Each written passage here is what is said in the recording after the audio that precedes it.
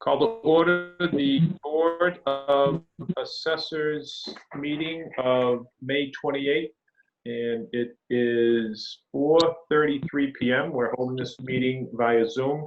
In accordance with the governor's order suspending certain provisions of the open meeting law, GL Section 30A 20 relating to the 2020 novel coronavirus outbreak. We're holding this meeting remotely. And I do know that if anyone's listening, it's going to go to facebook.com/Lakeville in order to participate, but we have to already be on facebook.com to hear this. So we're going to adhere to all of the pension provisions that have been put in place by the state of Massachusetts. So, do we have any public comment? I'm not sure. I believe LakeCAM lets us know if we have anybody on Facebook that wants to talk, correct? Yep. So we'll give it 5 seconds. For those of you who are not on Facebook, you're excluded from the democratic process. So good for you. Lucky you. Disenfranchised. Well, thank you for filling that space, Aaron. Now I can continue on to the approval of the meeting minutes from April 16th, 2020. So moved. Do we have a second, Mr. Pink? Second from Pink. Okay. All in favor? Oliveri, aye. Burke, aye? Pink eye. You could say the full name if you got. Motion carries. Okay. Right. Well, although we still have signing of various documents on our agenda here, I would encourage all board members when they have an opportunity to stop by the office, properly social distance, and sign the forms and bills and whatnot that we normally do, because they're in our folder where they should be. Okay, Harold, I'm going to turn it over to you, and you can update us on our assessment scale ratio report, which I believe you have emailed to all board members. Yes. Did you all receive my my attachment sent out earlier this afternoon? I Yes. did. Yes, sir. Okay. So I'll go through this with you. As you know, it's usually around this time of the year where we start looking at our current assessments and those assessments in relation to the new body of sales that we're looking at, that being calendar year 2019 sales. So what you're seeing in front of you is a summary of the assessment to sale ratio statistics for the public that may be viewing this. What we identify as AS ratio statistics is simply the assessed value divided by the sale price. That yields a ratio. If that ratio is 1.0, that implies that the assessed value is the same as the sale price. If that ratio falls below 1.0, it means that the value is below sale price, and correspondingly, if the ratio is above 1.0, the assessment is higher than sale price. Historically, at least since I've been affiliated with the town, and John, remind me, is it 5 or 6, 7 years now? I want to say it's probably been close to 6 years. Yeah. Wow. It's been a good 6 years. We have, at least since I've been here, adopted a general policy that we maintain our assessments at about a 0.95 ratio, that being essentially 95%. Our assessments being overall at 95% of market value. And so when you look at the first statistic for all residential single-family homes of 0.92, where last year we were at 0.95, it means that the it doesn't mean that the assessments have dropped by 3%. It means that sales prices have appreciated by 3% over the past, well, between calendar year 2018 and calendar year 2019. So we're seeing roughly 3% residential appreciation across the board, moving from the base year 2018 to base year 2019. You'll see as a second statistic, the COD, the coefficient of dispersion. That is the measure of relative uniformity around that median. That means that if you look at 100, in this case, 159 sales, they're not all coming in at a 92% assessment ratio, but there's some variance in those ratios. And that average variance is, as I measured it, about 9.8%. We try to target our COD somewhere around 6% at the end of, plus or minus at the end of the revaluation process. That to recognize that there's something called natural market variation that comes into play. There's no way that we can build a valuation model that precisely mimics the sale prices of properties that have sold. So our target is normally about 6 to 7%. We're at about 9.8%. We're still in compliance with DOR regulations that require our COD for this class of property to come in at something less than 10.99%. So, any questions at this point? No, sir. John, I see your phone icon up. John Pink, did you have a question? No, Okay. okay. So what we're required to do beyond looking at the overall category of single-family homes is we start stratifying our properties and the ratios associated with those sold properties to determine if there are any biases in our assessments. And so what you see in the following categories are different stratifications. The next group you'll see is a sales date quarter summary. And really, when you look at all of calendar year 2019,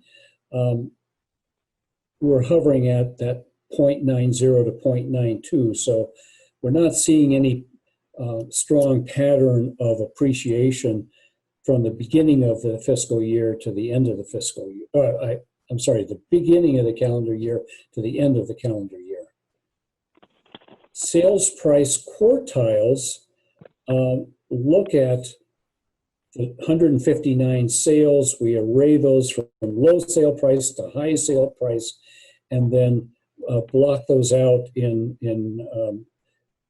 this case, equal groups of 40, the last group 39, but I calculate those same ratios to see if there is some bias in our assessments.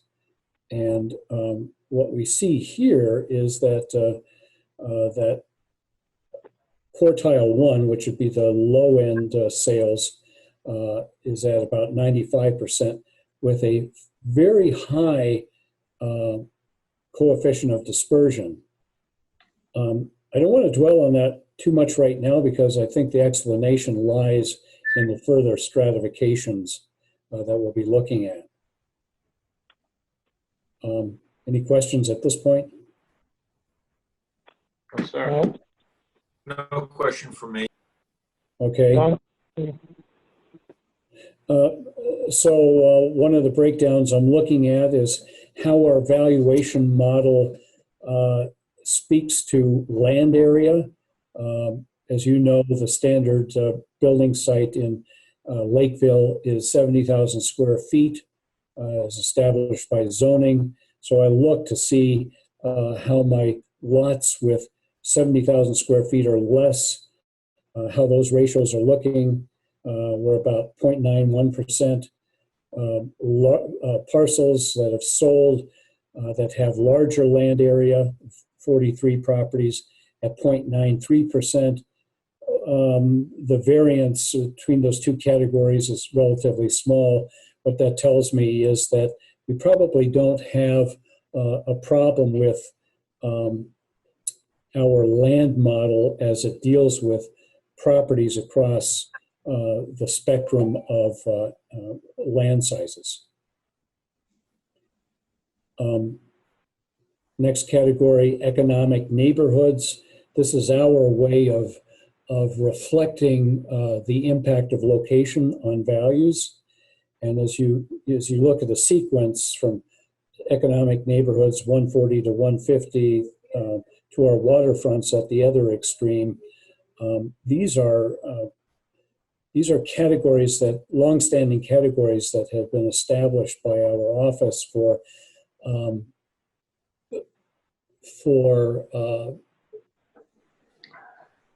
attributing relative locations to properties. By far the largest number of properties in Lakeville is in the second category, neighborhood 160 to 180 category. Makes up the majority of the town. And if you first hone in on that category, 66 sales at a 91% assessment level, 9.3 COD. Now, if you look at lesser locations, less desirable locations in the 140 to 150 class, we have 20 sales. And interestingly, there we have an unusually low ratio, 85%, and a fairly high COD. You're going to see some other statistics here in a minute that kind of speak to some categories of property that are undervalued relative to other categories. All of our other neighborhoods and even our waterfronts are in that 0.92% realm, plus or minus a few points. Neighborhood 240 may be an exception, but there's only 8 properties in that sample set. So if the 9th property that might have fallen into that category could well have pushed that ratio back down into the realm of the others, into the range of the others. Is this all making sense? Yes, sir. Okay. I know this is helpful. Good stuff. Yeah, so just a kind of an intermediate comment here. What this all gets at is the potential for value changes that would play out for the upcoming fiscal year 2021. Part of our charge is to try to minimize the inequities that arise through either market dynamics that push one class of property up relative to others, or maybe even some value model issues that we need to resolve. So I am delighted, though we only have 7 waterfront properties, finally our median assessment level is in the range of the overall for the town. So you'll recall that for the last several years we've had to increase the values of waterfront properties significantly to get them into compliance with the DOR regulations that govern these ratios. We've heard about that live on the water. I didn't hear any of that, but that's all right. Well, no, I was just saying that we've heard all about people that we know that live on the water. Well, I, I'm hoping that this all plays out into into fewer abatement applications come next January, but we shall see.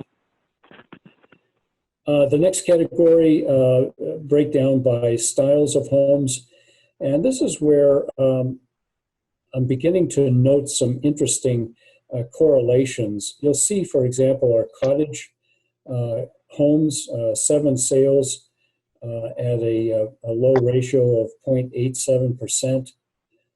We also see ranch-style homes. These tend to be older, smaller homes in the Lakeville housing mix. Because they're older and smaller, they also tend to be at the lower end of the value spectrum. And that's where we've really seen over the last few years greater demand. Makes sense. On the one hand, you've got younger people that are looking to enter the housing market. They're creating a demand. You've got baby boomers on the other end of the spectrum that are selling their larger homes and downsizing to single floor living, smaller space, lower property taxes. All of that's translating into higher demand pushing up property values relative to the overall housing mix. And this phenomenon I'm seeing in every town that I work in. There have been no exceptions in any of the communities that I work in. The ranches, the smaller homes, smaller square footage, all appreciating at a somewhat higher clip than homes in general.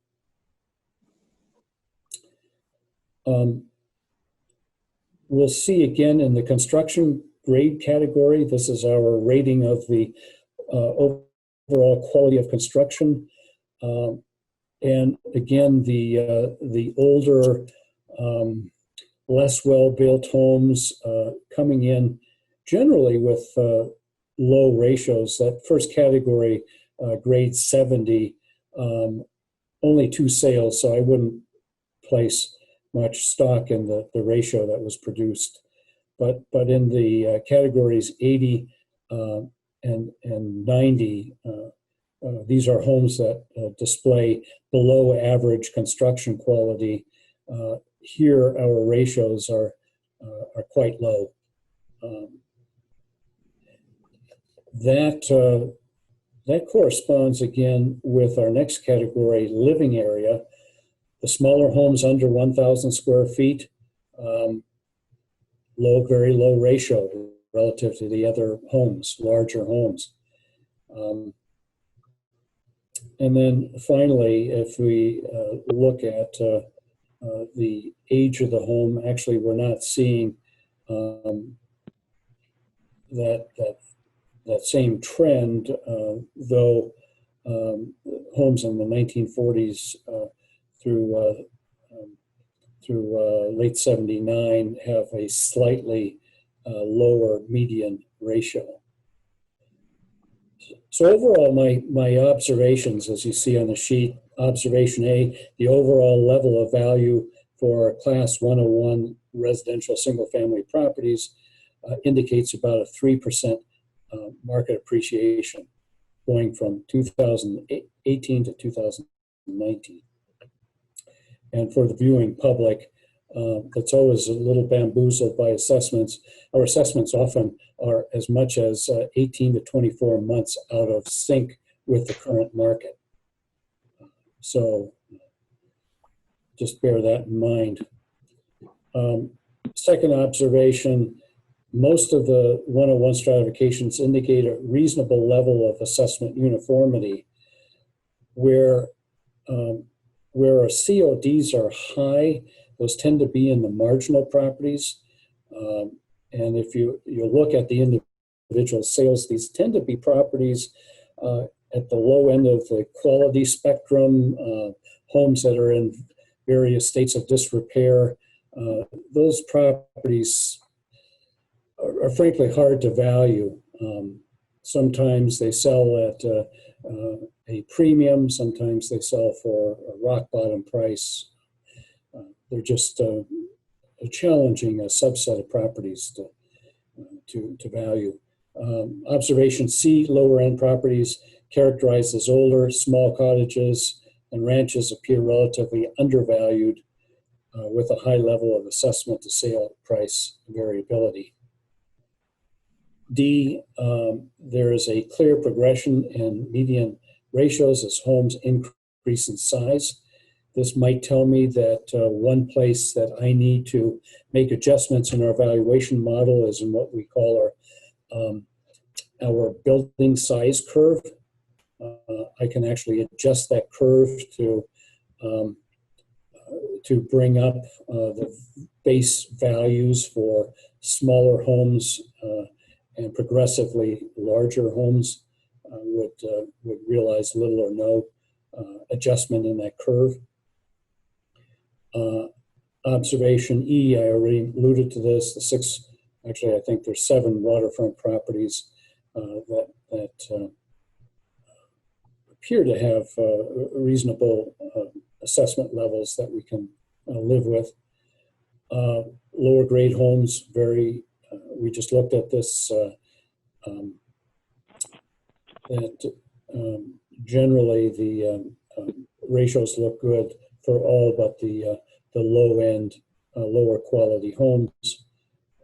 And G, the homes in the lower end neighborhoods are undervalued relative to homes in other locations.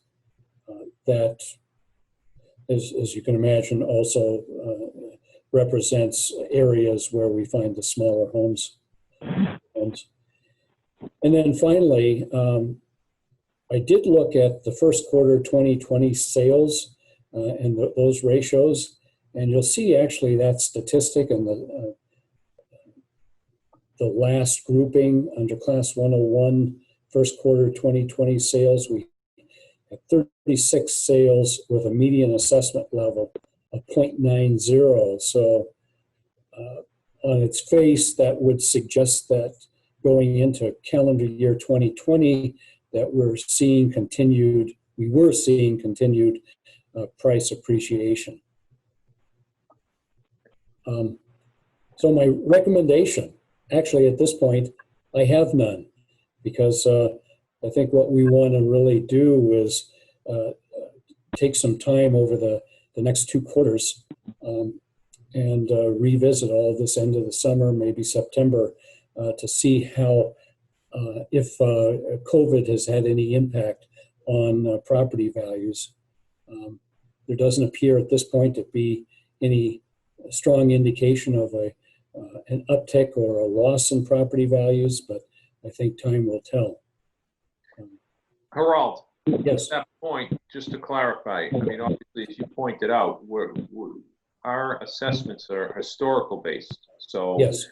irrelevant to some degree to what happens over the next, the past couple of months, the next couple of quarters, our numbers that we're looking at here, that's not going to impact them at all, correct? Well, are you concerned with if we turn around and don't take any action because that 10% range that we're supposed to be in, we're getting close to the lower end of that, that if we don't take any action and the real estate market continues to be in good shape the way it was, and the numbers look trending the way they were in the first quarter, that we're going to be even that much further away next year? yes. So let's take a hypothetical. Let's say that that with the first quarter statistic here of 90%, say as we move into the second and third quarter, we in fact see our assessment level drop below 90%. If we can imagine that, we would potentially put ourselves in a place next year where we would have to significantly increase values to get them back up to our 95% target. If, on the other hand, property values start to tank and that ratio moves up, we might want to just hold tight with values And as a board, you might choose not to ratchet up values, even by the 3%. No, I concur. I think that's a good strategy. Any comments or questions? No, sir. Harold, that was a great presentation. I appreciate your time and effort into that. I think that's a great overview of the whole process. So thank you. I have nothing further to add. Okay. Real simple at this point. If there's no further action, then we'll just sit on these numbers for a few months and see how the summer plays out. The building construction is strong, and I met with Nate, our building inspector, earlier this afternoon, and he's seeing no diminishment in construction activity. That speaks to me of a continued strong demand for housing here in Lakeville. So I'm encouraged by that. Good. Well, we'll need it because the state's gonna be short money. So, do you have anything else to report at this point, Harold? I do not. Okay. Do we have any old business that needs to be discussed? Having here none, I will assume that that's no. Do we have any new business? LakeCAM, do we have anybody on Facebook that's looking to talk to us? We do not. Okay. Well, that being the case then, I'm not even going to ask for a motion. I am just going to adjourn the meeting, and thank you everyone for participating. Meeting is adjourned at 5 p.m.